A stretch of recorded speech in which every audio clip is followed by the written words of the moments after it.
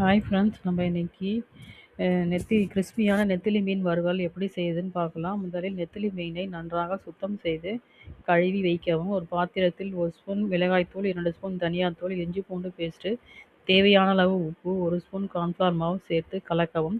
இதில் கொஞ்சம் தண்ணீர் சேர்த்து மசாலாவை பேஸ்ட் போல கலக்கவும். இப்போது இந்த மசாலாவை நெத்திலி மீனில் நன்றாக தடவி 10 முதல் 15 நிமிடம் வரை ஊற வைக்கவும். ஒரு கடாயில் எண்ணெய் ஊற்றி சூடானதும் மீன்களை ஒன்றன் பின் ஒன்றாக போட்டு வறுக்கவும். மிதமான தீயில் இரு பக்கமும் பொன்னிறமாக வரும் வரை வறுக்கவும். இப்போது கிறிஸ்பியான நெத்திலி மீன் வறுவல் ரெடி. இது சூடான சாதம், ரசம், சாம்பாருடன் சேர்த்து சாப்பிட்டால் மிகவும் ருசியாக இருக்கும்.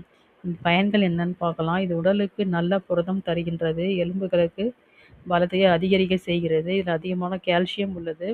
சுலபமாக ஜீரணமாகும் தன்மை நெத்திலியில் உள்ளது. குழந்தைகளுக்கும் பெரியவர்களுக்கும் இது நல்ல சத்தான உணவு. இந்த உணவை பயன்படுத்தி பலன் பெறுவோம். தேங்க்யூ.